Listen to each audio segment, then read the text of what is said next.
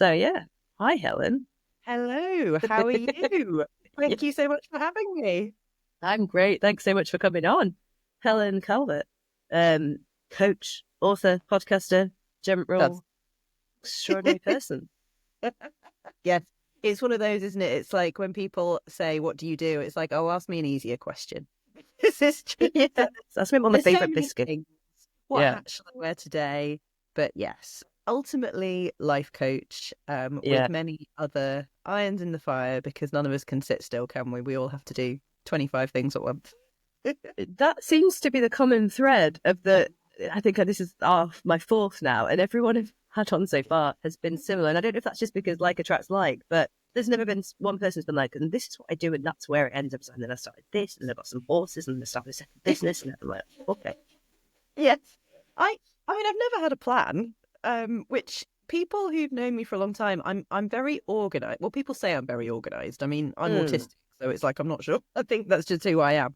But yeah, people imagine because I have task lists and know how to get stuff done, that I must have this amazing plan, like some kind of bound business plan. I'm like, no, mm. no plan, just what seems like the next great idea. Let's do that then and see how that works out, and we'll go from there. Are you a doer? Are you like I have to try the thing and then I'll rub the edges off as we go? Yeah, I think it's very much if something feels like a good idea, then Mm, it's going to get done. And there are mm. things that feel like events, for instance. So I'm doing my Happier Life Live events, Yeah, did the first one earlier this year. Now I've done yeah. events like my whole professional career in one way or another. So putting on an event, I'm not saying it's easy, it's a lot of hard Mm. work, but it doesn't feel overwhelming to me. It doesn't feel out of reach. Amazing. Okay. So, but then there are some things that people say, well, why don't you do this? And I'm like, no, that sounds like more headspace than I have. I don't want to do any of that. So it's very much, it'll get done if it feels like a good idea and if it feels doable. But if it feels in a Mm. way like heavy or like wading through treacle, nah, I'm too old for doing things that are too hard. I think I was always too old for that shit. Yeah. Yeah, just it's a Why? no. It's a Just do no. things that feel nice, because if it feels good Yeah. to you, it's going to feel good to your audience as well. I've definitely learned that. It reminds me of Jess and people. Like, if it feels good, do it. Yeah. Um, someone Simple as to that. live by. So yeah, I mean, I have to be honest with you. Events sound like the thing that terrified me the most. Not going to them and meeting people, Yeah. but the thought of pulling them together like that is not my skill set. So you're quite comfortable pulling everyone together live in the moment. Oh, Yeah. gives me the willies.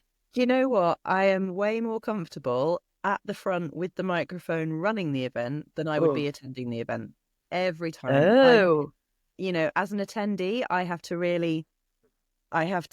it's get it harder. together. Harder, yeah, to be an attendee. So again, this It's is where interesting. comparisonitis is just such nonsense because people say, oh, you're amazing, you've done this, you've done that, you've done the other. I'm like, yeah, I do what's easy and safe for me. I don't do So you, anything easy and safe. yeah, yeah, and that's yeah. So you find presenting comes easier to you than being an audience member. Yep. Absolutely 100%. Is that a control thing? I'm not Yes. trying to psychoanalyze you. Yeah. Right? No, Okay. it is. Yeah. It is 100. Yeah. I think it definitely comes from, there's an autistic side to it. There is, because if I'm in control, I know Mm. exactly what's going to happen. Nothing's going to surprise me. Mm. Nothing's going to be outside of my comfort zone. Mhm. Whereas as an attendee, you're like floating on somebody else's sea. I mean, you're going to get buffeted any way they choose. And I'm like, oh my God, I don't know what's going to I've happen. never As an thought about that. attendee, I'm the attendee who wants all the information up front. This is why I do things like I publish the menus for my events. As soon as the food's confirmed, I publish what we're eating because I need I that. appreciate that. Yeah. Yeah. Yeah. Know what I'm eating. Where am I parking? For God's sake, tell me where I'm Oh parking. It's like, yeah. don't make this hard for me. Oh, I can So relate. yeah, if I'm Yeah. running the show, I'm happy. So being a control, I was going to say Freak. controlling person, you're like, all right, I'm not even 5 minutes in. Jesus. Um, is Yep. that like, yeah, is that you throughout every bit of your life? Do you like to? I think it definitely used to be. It Mm. definitely used to be. And I think what's happened is I'm self-diagnosed autistic only for the last 2 years. So before I knew that, I had very little information really about myself. I knew I had, anxiety, which is usually what you get diagnosed with first. But I think there was a lot I didn't know about me, and a lot of things stressed me out. So you naturally tilt towards control, because the more you can control, the less stressful everything is. Yes. Now I've got more information about who I am. I think there is still an element of control, but it might be slightly different. So instead of saying, I have to be in charge of the thing, I might now say, I need to get to know the host in advance. I need to talk to someone first. It's about safety. So it's like, how can I feel safe? I don't necessarily have to be in control, but how can I feel safe? And as we go, I mean, we talk about being self-employed. We're all a little bit crazy. That's why we're self-employed. Yeah. I just surround myself now with people I feel safe with. So if I don't feel safe with someone, it's like, do you know what? I don't really have that much time for you because it's too stressful. I completely agree. And I think, like, I often say, like, when it comes to energy and, like, say, like, discovery calls or sales calls or whatever you want to say, you always know, like, within the first, you're like this. And I pushed through when I've needed the money, let's be honest. And I've been like, we'll make this work. And we've delivered, but no one enjoyed it. No, no. And you knew from the start, you're like, well, I knew this would happen. Yeah, so I totally agree. And I find as well, I don't know if you find this to be true, is that on social media platforms, for example, LinkedIn, a place that I used to despise, I've now just created, it's a bit of an echo chamber, but I've created but not exactly, because there's diverse perspectives, but a bunch of people that I just feel like support largely. We have conversation. I think it's an interesting one when people talk about the echo chamber. I did a podcast episode on protecting our input, like what we're consuming from media. Oh, I'm into that. Yeah, and I think for a start, I am a liberal, like, blocker and muter on social media. Like, I will block and mute. So I want to create my safe space, like you say. Yeah. And I think the echo chamber is really interesting, because I don't actually think there's anything wrong with day-to-day being around your people. I think that's great. I think it's comforting, it's safe, they're your people, they're your audience, especially if you're trying to make money. Perfect.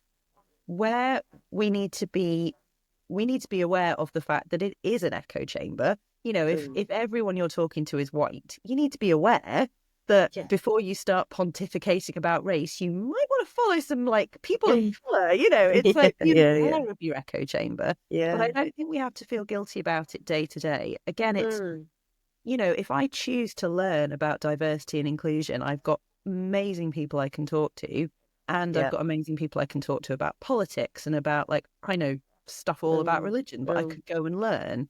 But I don't have to be bombarded every day by everybody's perspective all the time, because that's overwhelming. And it's, let's be honest, for business, and it's not always, we don't need everything every day. Yeah, that's interesting. I like that.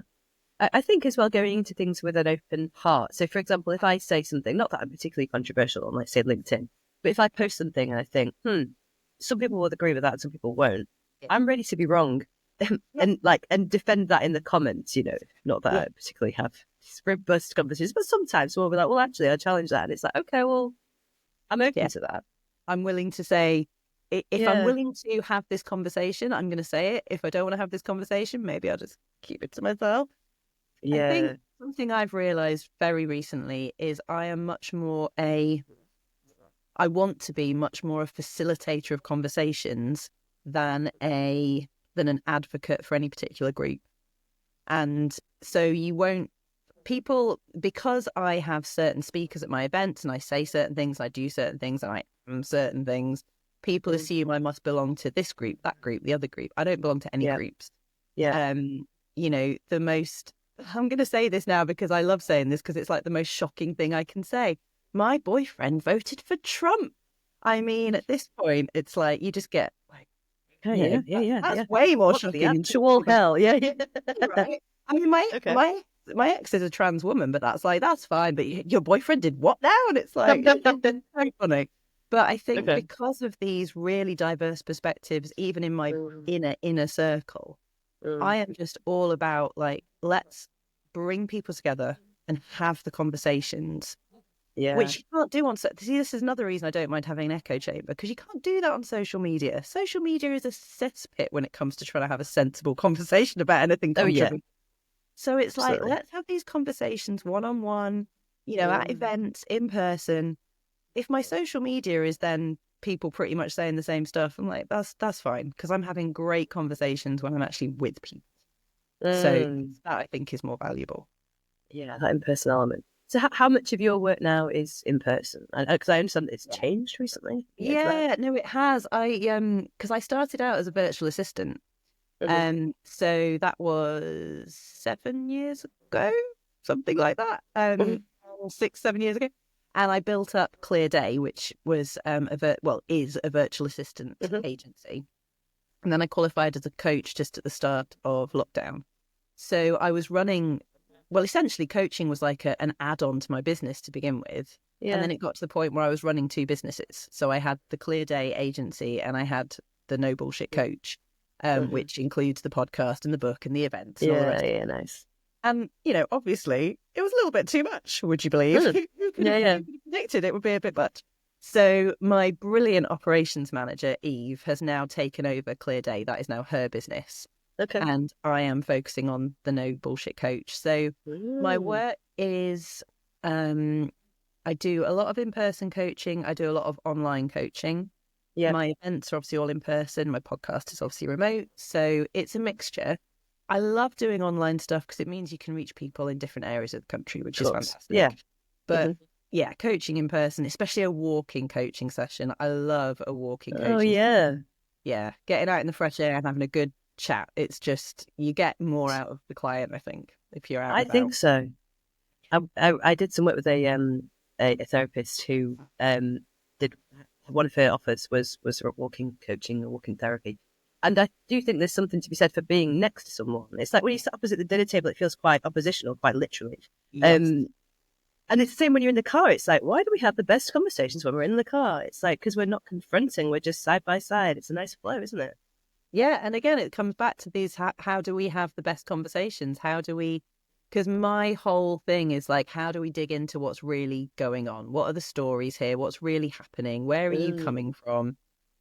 Sometimes people come to me with something like, oh, I don't feel very confident in my business. I don't feel very confident maybe being visible or, doing stuff like this. Yeah. And it's like, okay, well, we could look at that on a very surface level, but actually, come on, let's dig into it. What went on? What's going on in the rest of your life? What happened when you were a kid? Let's find out why visibility really feels unsafe. And the more you can dig into those stories, the more transformational is the change. So it's not necessarily, and then she went and did 6 Instagram lives and what is success? No, come on, there's more we can work on here, which I love that. And you can have much better conversations when people feel comfortable. And that's my job, is to make people feel as comfortable as possible and safe. And so does that, I feel like coaching and therapy sometimes it's like that Venn diagram, it's cross over a little bit. It feels quite therapeutic, what you're talking about. Yeah. And I think it's really important, any coach will tell you it's really, really important to know where the boundaries are and when to refer. Sometimes people come to me and say they're already having therapy, which I love, because then I know that I'm working in tandem with another professional, which the progress there is usually fantastic. Yeah. Any coach and any therapist will tell you slightly different things about what they do, but I think most people come to a coach when they want actions. So we might talk about things that you imagine you would talk about in therapy, like, what was your childhood like? What's your relationship like with your mother? And, it all comes out. But ultimately, I'm going to give you actions. And we're like, right, at the end of that, I now want you to do this, or you want to do this, which is better than what I want you to do. And, let's do these things and try and get to this point. Let's try and move forward. So coaching is very forward action focused. And, the goals that people come to me with, we tend to put them together. The first session is like, right, what do we really want to achieve here? But the goals are so varied, because you're coaching, the actual goals don't matter in the sense that it's the same process. It's like, right, well, you know what you want to do. Something's holding you back. Let's dig them. And it's so rewarding. I absolutely love it. No, it sounds awesome. That's such an interesting distinction. I'd never thought about that. Yeah. So I guess people come to therapy for a myriad of reasons, but coaching is generally I want to I want to move forward. I want to it's extrinsic. And sometimes we find that people are, sometimes someone will have, it's quite rare, but sometimes someone will have something where I will say, oh, that's not my job. That is the job for another professional. But usually people already know that. Like, they're not going to come to me imagining I can solve some kind of psychiatric issue. But what does sometimes happen is they'll want coaching, they'll want to move forward, and then we discover that they are stuck in a way that I can't unstick. So at that point, I'll say, right, I think you need to go and have this type of therapy or see this professional. I've got some amazing people I can refer to because I can't unstick that. Once that's unstuck, you can come back and we'll see if we can move forward. But that's usually when I tend to sort of say, yeah, I don't think coaching's going to get you what you want because there's a sticking point that you and I can't unstick together. Yeah, that makes sense. So that's often where it's like, yeah, that's somebody else's expertise needed there. Fair. And do you have like an ideal, well, not an ideal client, but like, is there a space like that you like to be in? Is it like, is there leadership? Is it very broad? Is it? It's because everyone tells you, don't they? You've got to niche. I don't like niching. I like all the options. You don't ever want to niche. But I think it's a type of person. Because I am the no bullshit coach, I'm straight talking. I don't beat around the bush. I'm going to call you out. I'm going to say what I see. So it's people who want that. People don't come to me if they want something kind of... I'm very, very compassionate and loving, and I will hold space. Yeah, you're warm. Like it is. So it's like warmth and reality. I'm definitely going to be kind of, we'll just skate over the issues. I'm like, I see an issue, poke it. We're getting into it. We're getting into it. So I get a lot of neurodivergent people because like attracts like, always. Yeah. A lot of women, but not just women. A lot of business owners because they are my people, but not just business owners. But I think it is people who appreciate a straight talking approach, a bit sweary, a bit real. And I'm just going to go there with them and they are excited to like make a change. And people who are interested in how they and other people work. I think they often make the best clients because instead of things being kind of bizarre and overwhelming, they're like, wow, that's fascinating. Like, let's dig into that more. I never knew people worked like that. It's like, which is brilliant because then if you're interested in how you work, finding out more about it, you can make amazing progress. Yeah, I totally agree. I also reject the niching thing. My thing is like, if you've got a good energy and I believe in your product or service, we'll probably work together. Absolutely. Yeah, absolutely. I mean, I was doing, I did a webinar last night, as I mentioned before, with adult sex educator Ruth Ramsey, who is amazing. She spoke at one of my events. And it was about sex and the autistic brain. And I was saying that we were talking about the crossover between neurodivergence and the LGBTQ plus community. And I said, I identify as queer, but I don't tend to put a label on it because to me, I'm like, why would I limit myself? It's like I want the opportunity to have all the attractive people that I find attractive. It's like, why would I limit myself to a certain type of, you know your people when you, whether it's romantic or it's business. I'm not write down who you are because I just know you when I see you. I will find you in a room. And you will too. Yeah. No, that's cool.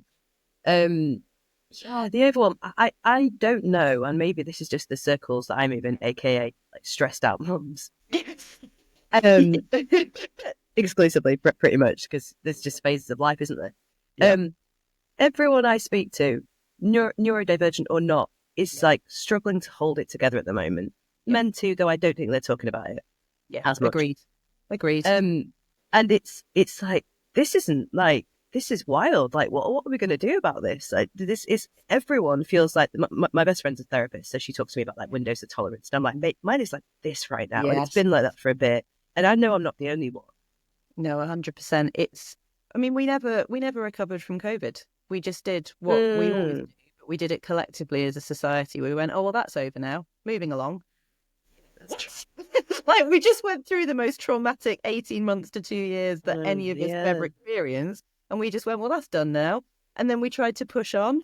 And now we're where we are. And, there's been political stuff. There's been economic stuff. It's hard times out there. But we started into these hard times with no resilience because we'd just gone through a load of... And this is like something that's really important to me and that I'm very passionate about is you've got to process your stuff. You can't just keep pushing and pushing and pushing and we'll deal with it later. It's like, that cupboard's getting a bit full. So how do you think people do that then? Is that therapy? I mean, obviously everyone's different. Do you think that everyone should be in therapy? I'm not, and I feel like I definitely should. I'm a big for being in therapy. I think therapy is the best ever. I've had plenty and it's fantastic. But I think there's two aspects to it. There is understanding how we work as humans, so how we all work, and understanding who we are as individuals. So how we all work is that there are ways that our bodies process stress. And there's a brilliant, it's a book called Burnout by the Nagoski sisters, but they get interviewed on Brene Brown's podcast. Which I can't remember what her podcast is called. That's terrible. But if you Google Brene Brown, Emily and Amelia Nagoski, Nagosai, it will come up. And their interview and their work is fantastic because it explains really clearly how we all process stress and how we do it. It's not how we think we do it. So let's say I was stressed about being on this podcast, which I'm not, but let's say I was. Then once it was done, I would think, it's done now, so I must be fine. But our bodies don't, we're living in bodies that are basically made for like prehistoric times. They haven't really caught.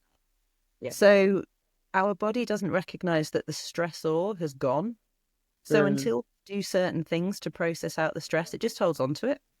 Yeah. But those things are really easy. It's like, some of these we know instinctively. It's like exercise, move your body. I don't mean you have to go to the gym. Just move your body. Yeah. Cry, laugh, have a hug, do something creative, take a deep breath. It's not stuff that we don't know. But when we realise that those things are the only ways our body actually lets go of stress, we realise that every day we need a little bit of those things. Yeah. Just to keep the load processing through.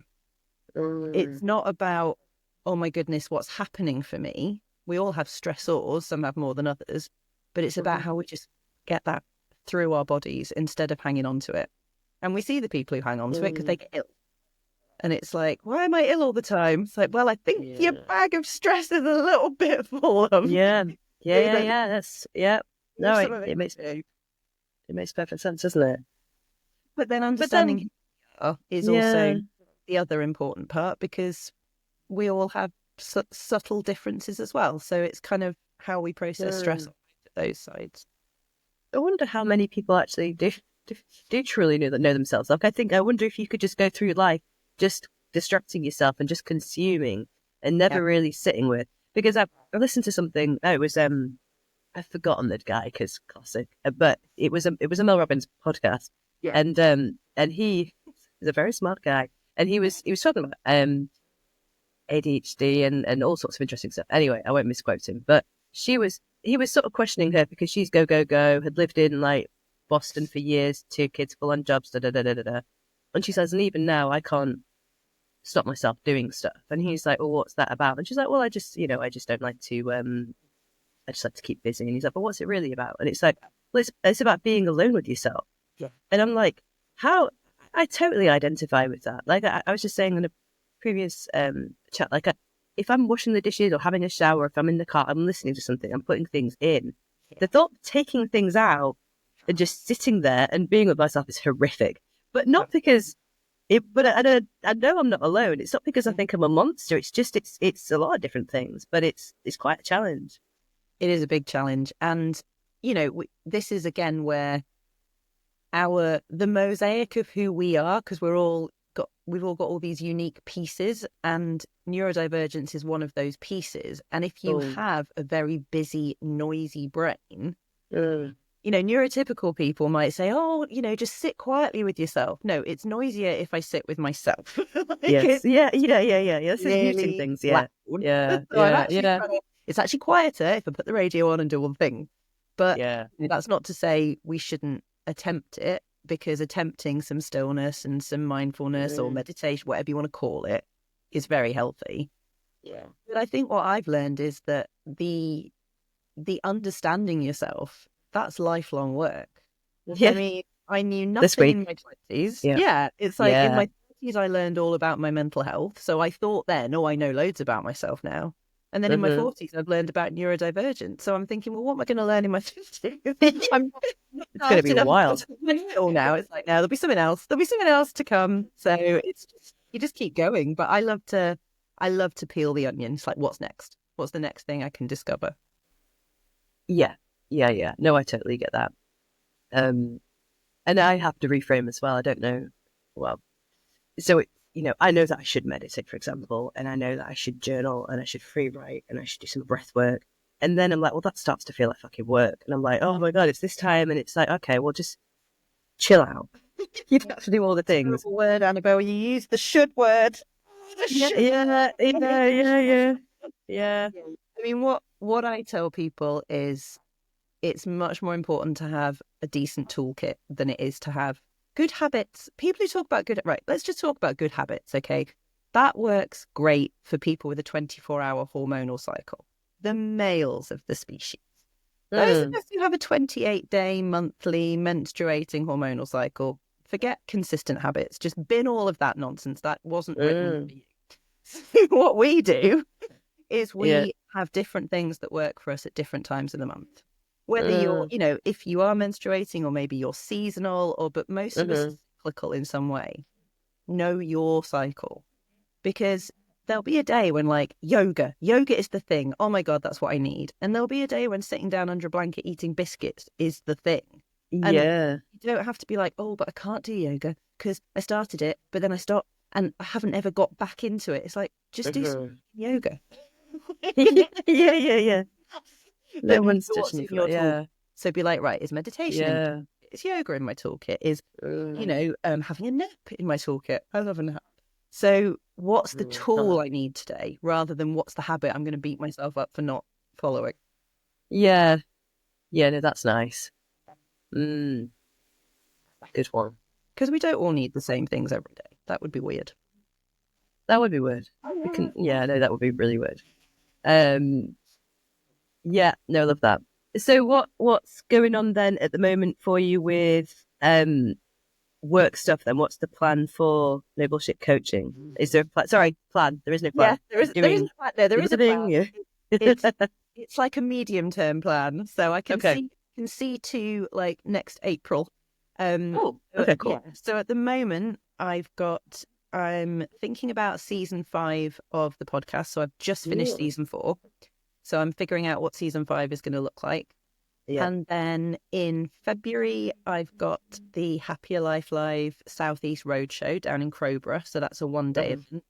Okay. And then in April, I'm doing the full 2 days of Happier Life Live in Greater Manchester again, which I'm really excited about. The speaker lineup for that is just, incredible. So that's kind of, I can see up to that. After that, no idea. But by the time it happens, I'll know what the next few months have been. Financial, we'll see. So who knows? Yeah, no, that sounds like a good period of time to be thinking about. How did Happier Life come about then? So it all started with the podcast, which came about because I was seeing the same things come up time and again in coaching.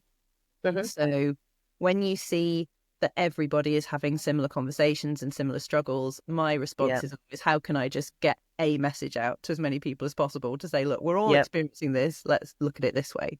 So the No Bullshit Guide to a Happier Life was born. So that's the podcast that's been running now for 4 years. And the first season of that got turned into the book of the same name. So I'm always trying to figure out how to have conversations with as many people as possible, if you like. And the next, well, was it the next logical step? I think I'd been to some events and thought and loved them, but also thought, what you doing sitting in the audience? Like, you can do this. Why aren't you doing it? So I decided to do it, surrounded by some very supportive people in my network who were persuading me I could do it. So the 2 days of Happier Life Live was essentially bringing all of those conversations to a stage, to an event venue, where we got, I think, about 80 people together, incredible speakers, and just had all the conversations, all the hard topics, the real stuff. Because when I talk about having a happier life, the answers to that are not fluffy. Like, you have to dig into some real stuff. Messy. Yes, went there. It was like, whew, it was big. but it was incredible.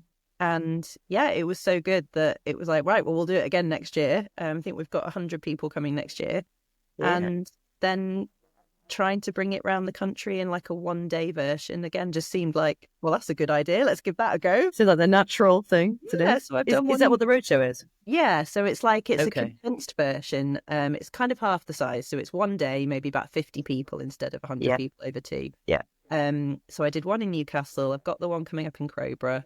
I'd love to do one in the southwest next summer, but it's just kind of going where the energy is, as an old colleague of mine used to say. You just go where the energy is. So if it feels like it's going to work, go for it, and if it doesn't, veer away to something else. So yeah, that's where the energy is right now. So we'll see. I'm going to move across because the sun's getting in my eyes. I'm just going to take you to the Christmas tree shot. Oh, very nice. See, it's the girls have done it, so it's crazy. I've just let it happen. I'm like, there's no point curating this. Amazing. It'll be what it is now. So God knows what having a Christmas is going to be like. Yeah, I have a 5-month puppy, so the Christmas tree is going up this weekend. It might well come down this weekend as well. We shall see. What type of puppy? I don't know about dogs, but I like them. I've got a black cockapoo called Esme, and she's an absolute little stunner. So I got her in August. Yeah, brilliant addition to our family. Absolutely, so she fits in beautifully. She is currently napping in her crate, so at any moment we could hear a little "excuse me, let me out." She's being very but yeah, she's gorgeous. So she has also brought a lot of joy in what has been. Yeah, I mean, I should say as well, I say all this stuff about, I'm doing this, I'm doing that, I'm doing the other. I am, and I love it all. I'm also navigating autistic burnout, which is a whole new topic for me. Something I have been experiencing most of this year and only realised what it was probably a month and a half ago. Okay. And I've been in it a number of times in my life. Now I look back and it's like, oh, that's what that thing is when I just like lose the plot and set fire to everything. So I'm not setting fire to everything this time. Okay. So that's like sabotaging. Yeah, okay. Yeah. Because in the past, it's the times when I've gone, well, I hate this job anyway, or I hate this relationship anyway. I'm just throwing grenades behind me. But it's when the overwhelm of navigating the world as an autistic person just gets too big. So again, it's talking about that bag of stress that we carry. It's a bag of interactions for me. So it's not the same as what I guess I'd call professional burnout, when you work too hard and you get burnt out. Fortunately, work doesn't hurt me. I love my work. But interacting with humans every single day, feeling a bit like an alien on a different planet, it's like it gradually just builds up and up and up. Yeah. And now I know what it is. I'm much more mindful of what contributes to it. And it's seemingly very little things that aren't little at all. So I'm in that phase at the moment of exploring it. So I suspect there will be podcasts and books and events to come if I need, but at the moment I'm just like, I'm just learning what this is. Interesting. Because, it's been an amazing year and also a very difficult year. Yeah. It's life, isn't it? Like for everyone. Yeah. No, but it's good to know, isn't it? You know, we get all these point of views on social media where it's like, I'm doing this and this and this, and we just think, wow, how is life like that for you? But yeah, surely nothing hard ever happens. It's like, you just got an easy life. Yeah, I do try and process stuff out loud as much as I can, because again, if I'm going to be a coach, like I do try and be like, here's the reality. It's not always easy when you're in it, because it's not always easy to articulate it, but I am trying to kind of bring people along on what I'm learning at the moment. So I hear that, and I see that as well. How do you know what the warning signs are then now? Yeah, I think it's, when I look back at when it started, I think there's a feeling of, there's certain crossovers with, I guess, depression and other forms of burnout. When you start to lose the joy, you start to lose the motivation, the fatigue kicks in. Like, why am I always tired? That's the classic phrase that people in all kinds of burnout will come out with. But I think that what I've realised is that the wonderful gift we get given when we're neurodivergent, alongside all the other lovely gifts, is the RSD, the rejection sensitivity dysphoria. And I think it is recognizing just how heavy that is, because when we're younger, people treat us badly, and maybe we don't really know how to have boundaries, and we don't really know how to handle that, and it can be very messy and complicated. If we're fortunate, we get to midlife and we're like, I can handle that shit. You come at me, I can handle it. No, that doesn't worry me anymore. If someone's an asshole, I can handle it. Yeah. What's then difficult is all the interactions where people have benign intentions, are trying to be kind, are trying to be helpful, and yet, because of how we receive the world as autistic people, it still hurts, it's still painful, it's still heavy, it's still troublesome, it's still uncomfortable. But we don't know what to do with that because nobody's done anything wrong. So it's these interactions where, if you and I get on great, fantastic. If you're a pain in my neck, I can handle it. But if you're lovely and I can see you're being lovely and everyone else would say you were lovely, but I'm like, but that interaction was so uncomfortable. What do I do with that? And it's learning that, anyone who grew up in the 80s, there was two options, wasn't there? You were a good child or you were a naughty child. And I think we're all still burdened with that challenge. It's like, well, am I in the right? Am I being good? Yeah. Or am I in the wrong? Am I being naughty? And I'm learning slowly and painfully that there are third options, which is nobody's in the wrong and you feel uncomfortable. Nobody's in the wrong and you're autistic. Nobody's in the wrong. And this interesting thing is happening, which we can explore. But it's like, it's hard going. It is hard going. I don't think I'd realise, because you do it your whole life. We've all been the way we are our whole lives. I hadn't realised just how much I kind of let go, squash down, because nobody's in the wrong, so you can't complain. It's like, but it's still hurting. And it will get to a point where I'm like, I'm full now, I'm going to lose the plot. Is RSD something that's specific to neurodivergent people? I don't think so. I think the Venn diagram is almost a circle. Yeah. I'm not a specialist, so okay. I just look into it. It's something that, in the same way that sensory processing is like, you don't have to be neurodivergent to have sensory processing stuff going on. But also, we're all still learning, aren't we? Everyone's still learning about this stuff. Yeah, it's fascinating, because I'm just thinking about my own experiences. So I'm a highly sensitive person. I don't have, I know there's been instances, like, for example, there was one talk I went to where I was really excited to see the speaker. He's like this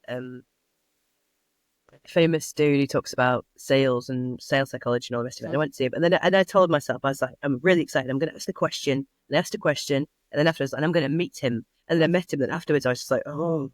Like, I'd forced myself through something that was uncomfortable, and then afterwards, and he was perfectly nice, but it was too intense of a interaction.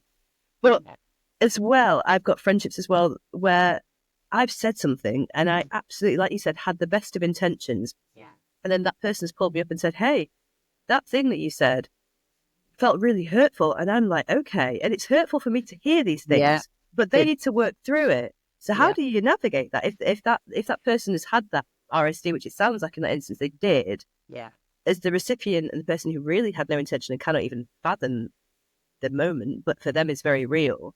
I don't know how you move beyond that, but I suppose there's no clear It answer. is so difficult. And do you know, it's what I found, this goes back to what we were saying about having safe people, because and everyone being in therapy, because the safest for me are the ones who've done the work on themselves.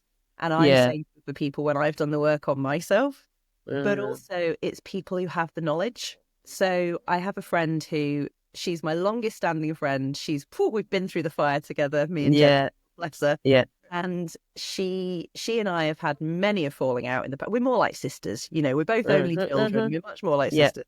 Yeah. And we drive each other crazy. But in the past, we would have had those kind of really awkward interactions where, like, I've taken it the wrong way and she doesn't like that and I don't like it. And it's very, But now, because we've learned a lot about all this stuff, I can just say to her, poof, that thing you said, that rang my RSD bell. And it's it means I'm not saying that she did something. It's like an external thing. And she's like, oh, yeah, I can see why, actually. Yeah. But it's like, it's the RSD. It's not you or me. It's the thing. So it kind of takes the sting out of it.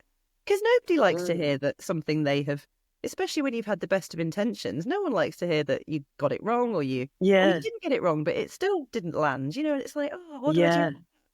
Yeah, But it's just, yeah. hey, let's talk to me about it. Like, how did that land for you? What is happening for you? But it's not easy, Annabelle, not by a long shot. It can be really uncomfortable. And again, it leaves us with that sense of, let's say that was you and I. So for a start, I'm uncomfortable. Then I've expressed it. Then you're upset. Now I'm uncomfortable about that. Yeah. And you feel like the bad guy. And I'm like, no, I feel like the bad, yeah. Yeah. And people say, well, can't you just let it go? And I'm like, but I've been letting it go my whole life. And that doesn't help because it lets it go for the person. Doesn't let it go for me. It just sits there then. Like, thanks. I'll just put that in my bag of uncomfortable stuff and carry it in my heavy sack of sadness. So, I'm learning in it, and I'm trying to learn how to not be in it. But then you do have the most incredible experiences. So I have been a lot more real with people. Not that I was ever not real with people, but just sort of saying like, this is uncomfortable to say, but I took this way, and can we have this conversation? Actually, some people have blown me away with how open they are and how well they receive things like that.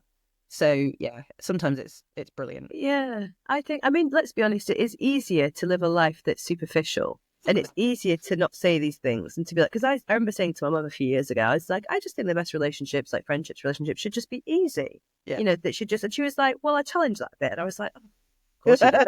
Yeah, I mean, of course she was right, because she's always fucking right. But like, love you, mum. She is very wise. Shout out to my mum. Yeah, it is only really been the past couple of years with friendships like the one I just mentioned and just in life. I'm like, yeah, all right, we don't always have to get into it, but we have a richer relationship when we do. Absolutely. Yeah. And I think but it's a choice, isn't it? It's all a choice. It's, in romantic relationships, intimacy grows exponentially if you're vulnerable with each other, but you don't have to be. Yeah. You don't want to be any more intimate. You might not want to get any deeper. That's fine. But and you might have certain people for that. That's it. Exactly. But if you want to get deep and if you want to be really seen and if you want to feel safe, unfortunately, vulnerability is the only way, which is disgusting because it's awful. It's just shout out to Brené. Yeah. But it is the way, as the lovely Dr. Brené Brown has taught us. It is the only way, really. So yeah, listen to her podcast. She's awesome. She is amazing. How do you? Because I've just in saying that reminded myself that I'm trying to consume less. Yeah. How do you balance? Because I, like I just said before, like I will consume, and especially if it's under the guise of personal development, I'm like, I'm feeding myself. And I think on the one hand, that's true. But on the other hand, I'm like, do I need to be listening to this stuff constantly? Yeah. How do you consume stuff? I think that for me, the balance is between input and output.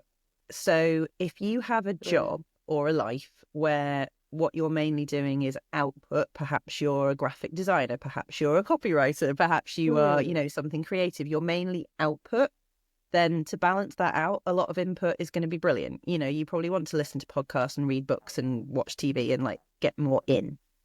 My job, I'm taking in all the time. My clients are giving me, I'm taking in all the time. So I love watching TV, I love listening to podcasts, but for my rest is output. So I like creating social media posts. I like my adult colouring book. I like going for walks and, just anything that's kind of, let's get some stuff out because I'm taking in a lot. But if I flipped my job and was doing something where everything was me creating and putting stuff out into the world, I would probably start reading a hell of a lot more than I do now because I'd want more input. So again, it's balancing those things. That's wild. That's like a really radical concept and it's so simple. I've never thought about that. Yeah, that makes a lot of sense. Because people are always saying to me, oh, you should listen to this podcast, you should read this book. And I'm like, I'm full, thanks. But like, yeah. If I ever get a week when I'm not taking in constantly, then I will. Yeah, thank you. Yeah, that's so true. Yeah, I remember my sister-in-law, she was a homeopath, not anymore, but she'd be like, and she had young kids at the time. And all day she'd be coming, people, like a doctor, people coming to her with things that are going wrong. And then the kids and the stuff. And so like, when I saw her, like me and her might not necessarily get into like a really deep chat because like she'd all day had people telling her about problems. That's Oh, it. feels exhausting just recounting it. Yeah, the very God bless her. thought. I mean, you Yeah. have your boundaries in place and you don't carry Yeah. people's stuff around with you, but it's still, Yeah. the Yeah. world is coming in rather than it Yeah. going. So yeah, I'm just very aware of that. Love that. Oh, nice. Cool. Okay. So, is there anything that's sort of top of your heart, mind that you're thinking, like I want to talk about this, and I don't feel people are discussing it enough, or I guess it probably goes back to where something we touched on at the start, because we're all very politically aware and activated at the moment, and everybody's activated, and it's hard times, so everyone's even more annoyed with each other. And it's just, I really want people to understand that we're people first. There are some bloody awful people in this world, but not many. Really not many as you'd think. Not as many as you'd think from the stuff you read. And, for me, it's finding out what are people's fears. Because most people, when they come at you with their opinion and their thing and their blah, and they don't like that and they're prejudiced about this, it's like, whoa, what are you scared of? What's the fear here? And can we address that? And can we soothe it a little bit? Because actually, the world is not as scary as social media would have you think. And I think it's really important for me that people come to that understanding, because obviously it's much nicer to not be scared all the time, but also there are things that need changing, and we can only change them if we actually calm the fuck down and have a conversation.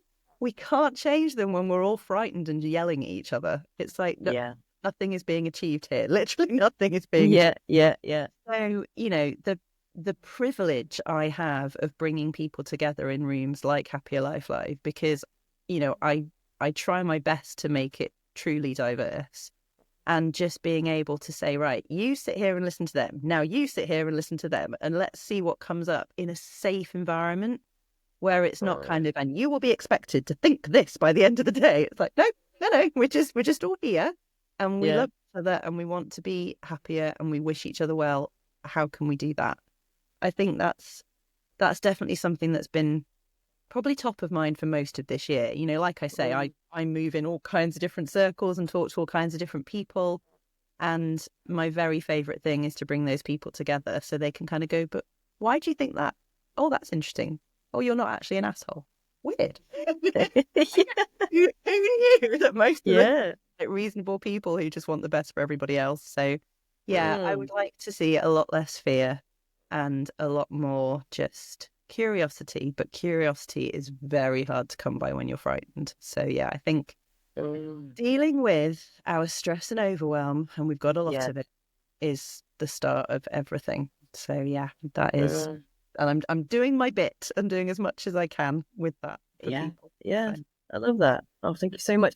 What a fantastic chat. I've loved it. Thank you. Yeah, me too. I knew it'd be brilliant. Great. You were like, wait, we've got no structure. I'm like, perfect. Yeah, I'm in. For some people, that's terrifying. Probably for you, you're like, what? No, I love it. I can blab about anything. It wasn't blather. It was quality. Where can people find out more about what you're up to, Helen? People can find me at happier-life.co.uk, and they can find me at Happier Life Coach on Instagram, or Helen Calvert on LinkedIn. But the website's got everything, so that's the best place to start. Nice.